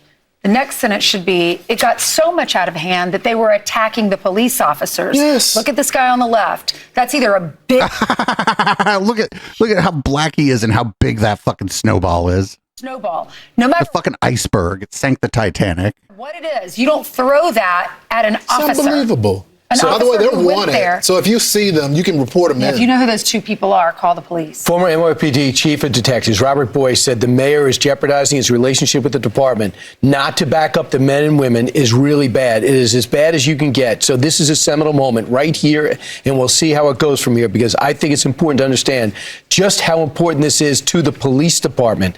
And this one idiot, Raul Nog, said, yeah, it wasn't supposed to be violent. It escalated. And it was a very fun thing to do at first. And then, it just escalated. Some people were confused. I think they thought they weren't NYPD. We think they thought they were ICE. It's okay. You can hit ICE, but I didn't know if it was NYPD. I thought it was just aiming at ICE. You're assaulting the police officer, no different from in the summer when they were pouring water over Is the it gonna be cops' a water heads. fight, Now Ben? it's even more dangerous. So it's why he can't understand that the snowball fight was between two groups, but the cops are not in that group. They're there to create some order. Oh man, this is so funny. This is like a child's news program, right? Oh, Billy and his friends had a snowball fight versus Tommy and his friends. Like, get the fuck. This is a snowball fight. What the fuck? Shut the fuck up. That was coming, and they became the targets. Why he can't understand that is nuts. Well, we interviewed a police officer yesterday, and he said, all we want to hear is, you have our backs. That's what leadership needs to tell us. We have your backs. We're out there putting our lives on the line to keep our community safe.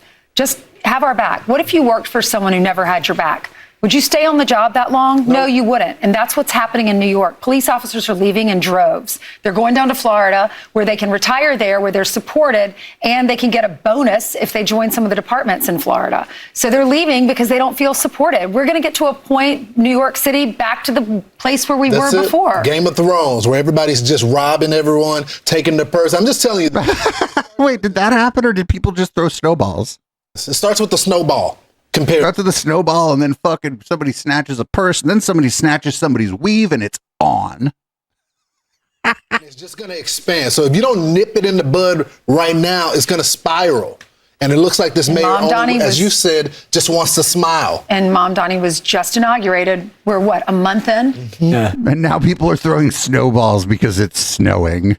Said the same thing for 2 days. He's not backing down. This is the guy who visited the attacker of cops in Staten Island. He actually went to the hospital to visit the guy who tried to knife cops. Have you ever heard of that in your life? I haven't. I don't know that it's true. So this is the dumbest fucking thing in the world. So, in case you were unaware, there was like a planned snowball fight. This is from CNN. They planned a snowball fight. It's like it's downtown San Francisco. They don't do it anymore for whatever reason, but there used to be like a planned pillow fight in downtown San Francisco. I think it was on Valentine's Day for all the single folks, right? I think they stopped doing it. I don't know why. Maybe the rent's so high in San Francisco, people can't afford an extra pillow. I don't fucking know. But here's what happened. Apparently the cops showed up at a snowball fight, and it was like Cuban Missile Crisis.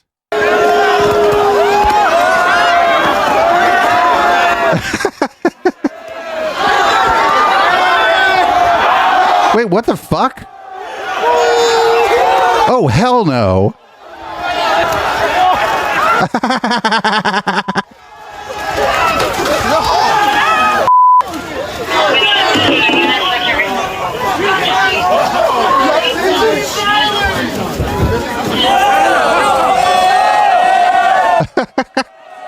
Like they're just throwing snowballs. Uh-oh, that's a snow mortar.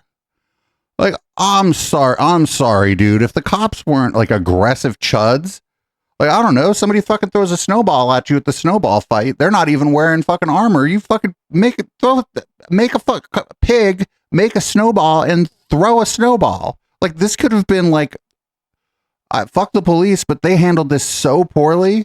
They could have been like, they could have been like, oh, you want to do a snowball fight? Now the fucking police are having a snowball fight with the fucking people in New York City. And it's like, come on.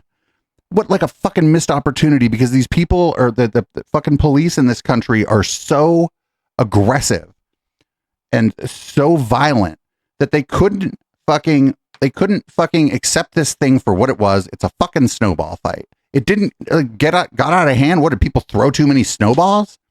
Didn't hear any stories of anybody like putting rocks in the snowball or anything, right? You didn't hear any reports of that.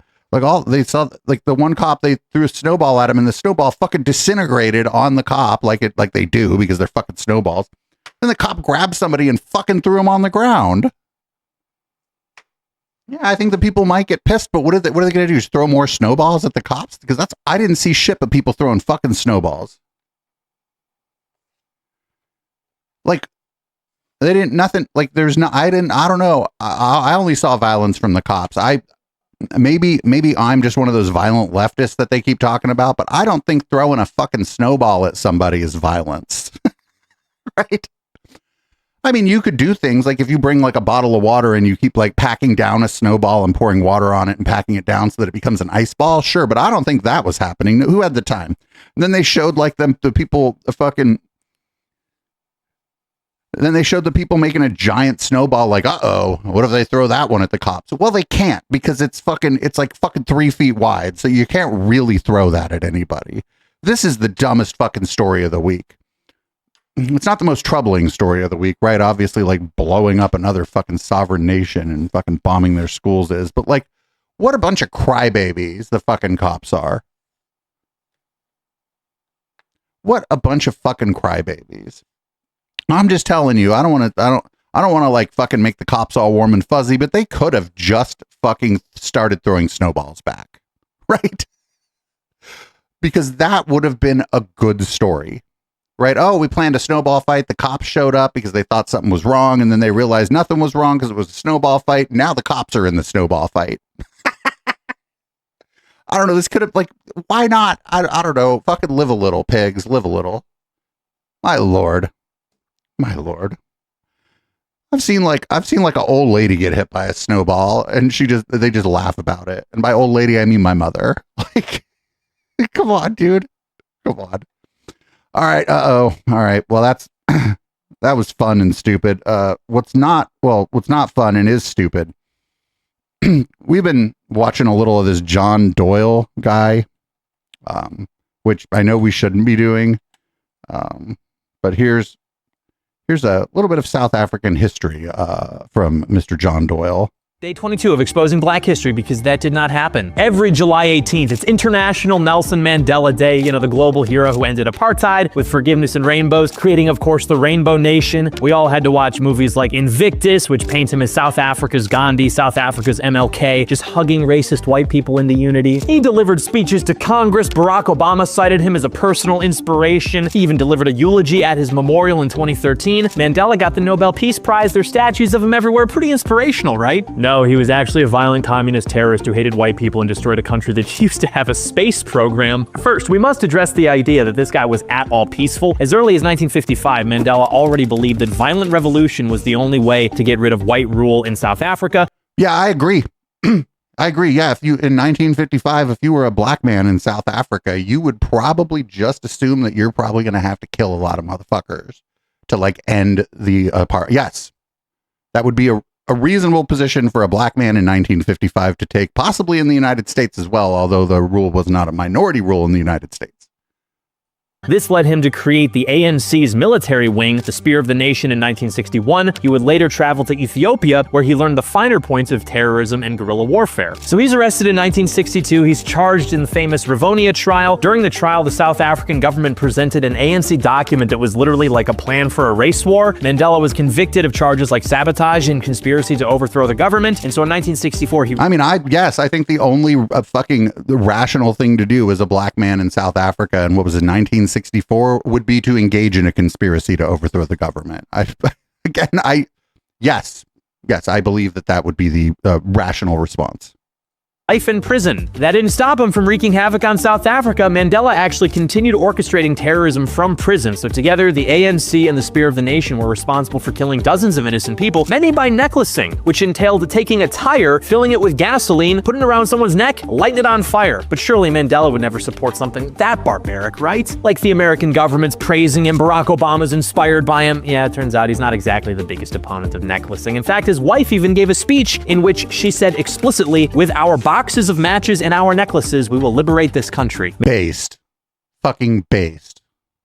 Mandela's organization was also responsible for a bombing campaign that lasted for years, including the famous Church Street bombing in which 19 people were killed and like 200 plus were injured. You know what's like crazy? In 1985, the South African government offered to release this guy from prison if he just gave up on the whole terrorism thing, and he refused. He said no. That is just how committed he was to bombing and killing innocent people. But then he wins the Nobel Peace Prize 8 years later. It's like insane. So yeah, not a peaceful guy. He was a violent terrorist who hated white people, and the global left, including tons of American liberals, worships him to this day. And just so we're clear, Nelson Mandela was a communist. I know that's not shocking based on what we're talking about, but he denied it during his lifetime. Bombing people and lying? This is your guy? In 2012, a British historian by the name of Professor Stephen Ellis discovered evidence that a young Nelson Mandela had a leadership role in the South African Communist Party, not to mention that the ANC's war against white South Africa was funded and facilitated by the Soviet Union. Even the United States listed the ANC as a terrorist organization until 2008. So Mandela died in 2013, and today South Africa is objectively worse off under black rule than it was under apartheid. Don't care how controversial that is the case, and that is thanks in large part to Nelson Mandela, because as it turns out, race communism is not exactly a recipe for national success. Who knew? America would do well to keep that in mind. Truth matters. I love black people.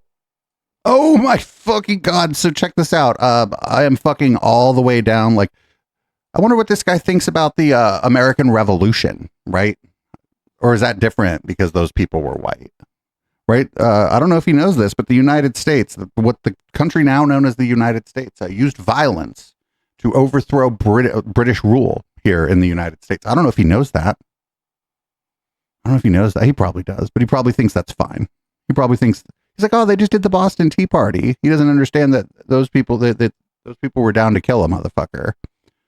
So here, this is great. He's got information about the Central Park Five who were exonerated. So, because they didn't do it, but this guy I guess thinks they did. Day 21 of exposing black history because it literally didn't even happen. We've all seen the Netflix drama When They See Us, right? 5 innocent black teens railroaded for allegedly raping a white jogger in 1989 Central Park. They're exonerated by DNA evidence. Now they're all heroes speaking at the DNC about systemic racism. Heartbreaking injustice, right? Nope, it's a lie. The 5, ages 14 to 16, get arrested after a night of wilding. They're attacking bikers, they're beating a man nearly to death with a pipe, and they assault jogger Trisha Maley, who's left in a coma with massive injuries. Their own lawyers admitted defense was impossible. All 5 literally gave detailed videotaped confessions matching crime details like Maley's Walkman and her clothes. People say, oh, they were coerced. That was never proven. So juries convicted the Central Park 5 of assault, rape, and riot charges. You can go watch the tapes of the confessions online. It was not at all coerced. Oh, the confessions. These were, so the problem here is I'm not mistaken, these were minors with no representation. Contradict each other. They only contradict each other because they keep blaming each other. Now it's 2001. Enter serial murderer rapist Mateus Reis, who claims it was actually him who attacked Maley, and he says he did it alone. His DNA matches semen found on the victim, but Reis' involvement doesn't actually prove that the Central Park 5 weren't guilty. In the first trial, the police even acknowledged that there was DNA evidence suggesting they hadn't caught everyone involved yet. Doctors said Maley's injuries suggested multiple attackers, and it seems really unlikely that skinny 18-year-old Reis could have dragged Maley, 300 feet all by himself? Their DNA was absent. That's actually pretty common in game. I mean, I could drag somebody, I'm not skinny, but I could drag somebody significantly bigger than me 300 feet. Also, it's possible the police just didn't recover some of the DNA. Like, crime scenes aren't like you see in the movies where everything is just perfectly preserved. Plus, there was more than enough evidence already to convict the Central Park 5 without DNA. They identified each other. Also, at the time Reis confessed to acting alone, he was already doing life in prison for unrelated rapes and murders. He didn't even catch new charges for attacking Maley because the statute of limitations had already run. And guess who Reis knew while in prison? Corey Wise, one of the Central Park 5 who would be exonerated by his confession. I think it's reasonable to actually believe that Reis wasn't telling the full truth about what happened and that he actually did not act alone. But the leftist Manhattan DA Robert Morgenthau vacated Robert Morgenthau, that looked like a leftist to me. in 2002, but the 2003 Armstrong report, an independent NYPD review of the case, concluded the Central Park Five were likely guilty, even with Ray's confession. And the former lead prosecutor, Linda Fairstein, who knows the case better than anybody, she still maintains that all protocols were followed and that they were guilty. And she actually filed a lawsuit against Netflix for its depiction of her in agreed to pay $1 million to charity and include a disclaimer stating that the show fictionalizes what actually happened. There was no full exoneration, there was no new trial that led to an acquittal. Liberals just made a deal with themselves to let these guys go. So in 2024, they speak at the DNC where they bashed Trump, who called for them to receive the death penalty in 1989, and Yusuf Salam, one of the five. He wins an NYC council seat in 2023. He was also named by like everyone as the actual instigator of these assaults. So naturally, they end up fleecing New York City for like $40 million over a crime that they almost certainly committed. The Central Park Five were not innocent teens, they were violent thugs whose myth only exists to prop up racial grievance, and the jury was right to convict them the first time. Truth matters, and I love the black people. Oh my fucking God. So he said that, that they had DNA evidence. I don't think in the late 80s that the DNA was used the same way that it is today, if at all. So I think he's wrong there. So you don't ever prove anyone innocent. You cannot universally prove a negative. But they were exonerated. I think one of the main reasons, if I'm not mistaken, is they were underage and interviewed without a lawyer or a guardian present. And I think that made those fucking statements inadmissible. I don't know. That's fucking fucked up. They got exonerated though, and I don't think they did it. I think this guy's just lying, if you could imagine that. I think he's full of shit. Anyway, we were talking about demonic stuff earlier. Did you know that antidepressant use is also a cause that a bit of evidence that shit has gotten demonic? This is Lance Walnaw. SSRI use, for those of you that don't know, is antidepressants and refers to a selective serotonin reuptake inhibitor. It's anxiety, depression, PTSD drugs that I think some 20% of America is now taking, because the end times are upon us, people. And if you don't have the Holy Ghost, if you don't know how to do deliverance, you don't know how to rebuke the devil, you're going to end up entertaining anxieties, fears, phobias, and you'll become a host home for them, and then you'll be drugged up to cope with the demons. You're going to be drugged up with the demons. Oh man, Scientology, they done fucked up. They could have their moment in the sun right now if they had just fucking minded their own business for a long time. Up next, here's this guy's name is Bob Onder, and he's on the Tony Perkins show, and he wants you to pray for him because I think the transes are going to get him. I don't think the transes are going to get him. I don't think anybody knows who the fuck Bob Onder is, but he's a Republican representative from Missouri. How can our listeners and viewers be praying for you? Well, yes, Tony, this is as much a spiritual battle as it is a political battle. I can tell you I've been engaged in these sorts of issues for a long time, and I and my family have come under spiritual attack. So, yes, please have your viewers pray to guide me and guide my family to that the hand of God would protect us from the demonic evil that is the transgender cult. Pray for me, the transes, they don't like me. Jesus fucking Christ. All right, another weird sort of religion and sexuality news or whatever. This is a clip from Newsmax, and I don't know if this story was going around this week. I don't know if you know, there's a certain kind of like headphones that are making your kids gay. All right, we got some breaking news. Vice President Vance says that Medicaid would be temporarily halted. More than $250 million, actually, he's looking to halt in funding to Minnesota to ensure that funds are properly being used. This coming after President Trump tapped Vance last night to lead the charge against the fraud.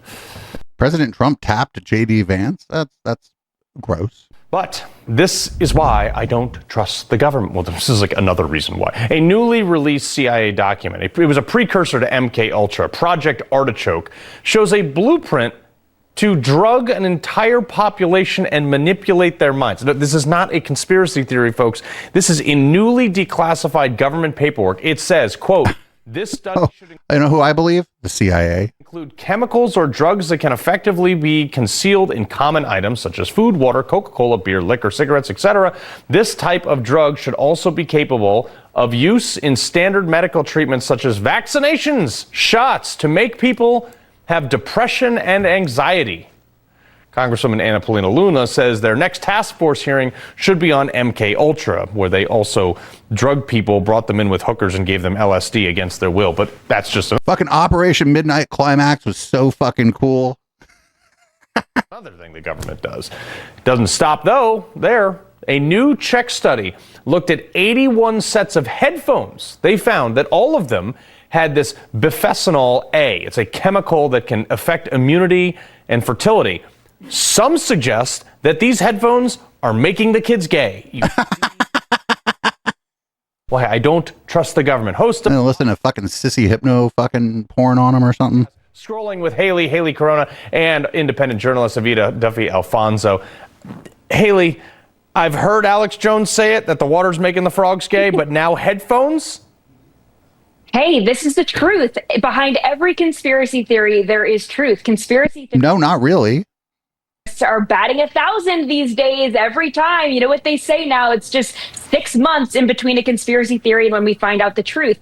But I'd like examples. this is the unfortunate truth, and I don't mean to sound like a doomsday prepper or be negative, but this is the truth, right? We are being poisoned all around us. Our environment, it's not just the poison in the food that we eat, but chemicals in our perfumes, our hair products, makeup, our clothes, our bedding, our detergent, our cleaning supplies. It's everywhere. And people need to start waking up before it's too late. Yeah. Now I have an RO unit where I drink my water out of with a remineralization thing because I anywhere. I think the remineralization thing for your water is going to fucking turn you into a fucking newt. What do you think? Friends, the chemicals in the headphones aren't making you gay. I don't. So we found this guy. I think last week we started covering him. His name is Dale Partridge. I think we had a clip of him in Red Light last week, actually, and he's got some information for you on how to properly conduct your relationship, especially, for you women folk out there. Obedience is doing what your dad wants you to do, even when you don't want to do it. Submission, joyful submission, is following your husband, even in times where it doesn't particularly make sense. It's clearly not sinful, but you don't particularly want to do it. And so, why is this so powerful in a world that we live in today? Because a world filled with insubordinate feminist women, joyful submission is a righteously confusing witness to the broken world. They look at it and they go, how is this happening? Because what they're seeing is what's normal. What's common is insubordination, but it's not normal. What's normal is order. What's normal is order. And our Dude, wait. Insubordination? What a horrible way to talk about anybody's fucking relationship. I don't care, you're Christian or whatever. Why'd your wife leave? She was doing insubordination and I had to discipline her. duty as the church, as Pastor Corbin said, is to tell the world what is normal. Because the Bible communicates what is normal in the Word of God. And when you have the instruction manual for marriage, it's pretty easy. You can follow the rules and roles of marriage, and you have a very ordered marriage. Joy is the result. And that is an extremely powerful evangelistic witness to women when they see your joyful submission and your beautiful, ordered family. Oh, God. I think when I was growing up, there were some families where I felt a little uncomfortable maybe hanging out at their house, right? Maybe something was off. And later found out that Pops was an abuser. But I wonder if they were joyful and I just didn't understand. This is horrible.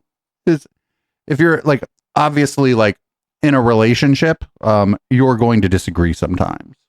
And sometimes you can like literally just agree to disagree about something in a relationship and fucking move on. Or I guess this guy says you should submit to your husband, or, and then he didn't get to that part, but, or, because I mean, the implication there is like, if you were insubordinate, that the obvious thing that must happen if you're insubordinate is discipline.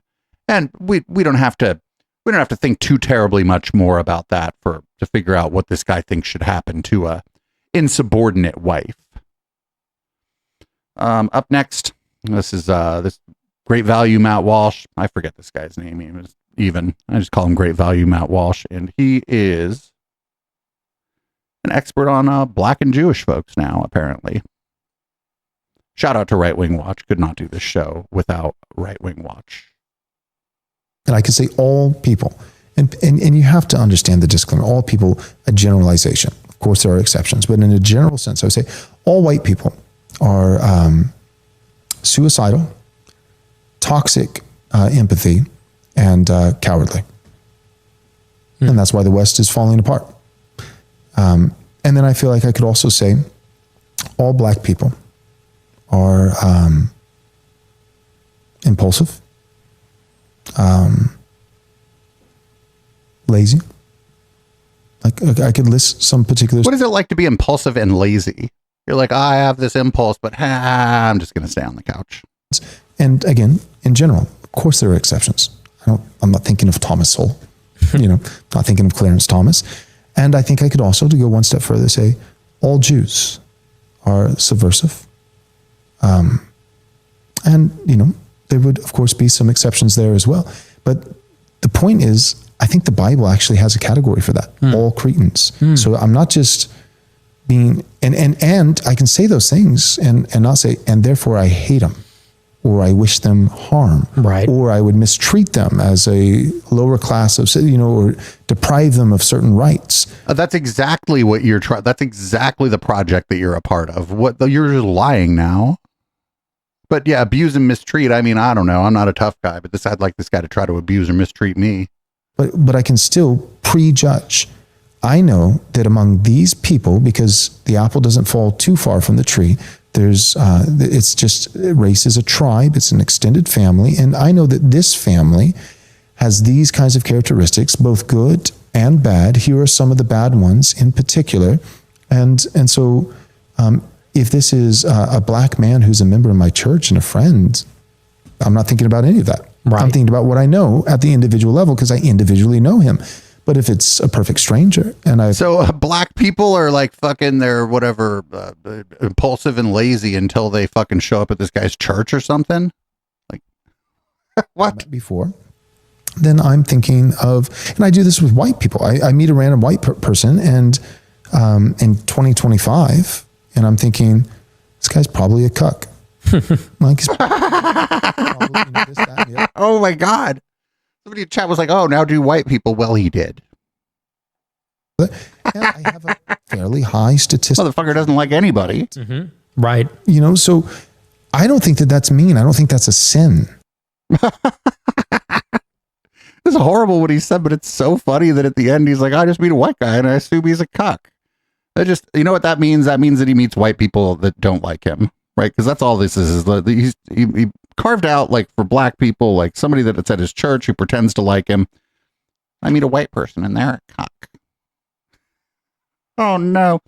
So up next, I'm not joking. This dude is running for governor of Colorado. He's a right winger, a homophobe, I presume. In fact, that's some of what this content is about. And his name is Scott Bottoms.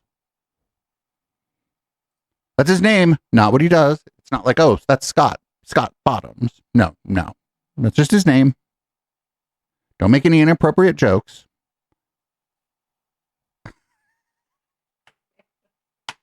One more time, shout out to Right Wing Watch. I believe very strongly that Colorado is the high place as mentioned in Scripture. And this has been a big prayer of mine. I could unpack it a little bit if you want, but I believe that one of my primary responsibilities as governor is to tear down the high places. And so I spend a lot of time praying and thinking about that. I don't want, when I'm finished with 4 years or 8 years or however long God allows me, I don't want God to say, like he did with many kings in the Old Testament, that he was a good king. He followed the Lord, but he didn't tear down the high places. And we sure saw that over and over again. I will not do that. What does it mean to you to tear down the high places? Well, I'm still figuring some of this out. Actually, I thought I knew what it meant a few years ago. But I don't think high places are geographical in this context. Okay, once you get past the cross, a lot of things change. The concepts of the Old Testament are still there, but they're foundational. Yes. So you have to figure out how they play out because the bar's raised on every single thing. None of it's lowered. Okay. And so the high places, I believe, are more attitudes and spiritual mentalities. And Ephesians 6, the principalities, powers, and high places, and things like that. So I really am spending a lot of time praying about this. Obviously, abortion, obviously grooming, those are things that we have got to tear down. These are the spiritual blights against our country and against our state. And for which we will be judged. We will be judged for this. And I don't mean just people. The church will be judged. The nation. Yes. All right. Yeah. All right. Thanks, Bottoms. That's the only reason I even ran that. I know it's juvenile, but that's the only reason I ran that is because that motherfucker's name is Bottoms. And you better bet that dude is a homophobe. You know how, like in the military, they call people by their last name? This guy would have had a rough run in the army. Anyway, that's the fucking podcast part of the show, everybody. Thanks for checking it out. If you're listening to this on the podcast and you got to the end of this show, that's pretty impressive because we've been here for 2 fucking hours. And you should check out the live show sometime. That's at twitch.tv/Echoplex Media. And if you don't want to check out the live show, but you'd like to see what happens during Red Light, you can support us at the $5 level or higher at patreon.com/Echoplex or at eplex.store. If you are here watching live, you know how the monetization on Twitch works, and you also know what happens next because you're probably here every week for the live show. So this is going to be Boomers by Periscope. I am going to change the color of the lights in this room and change the content of my beverage, and we'll be back for Red Light.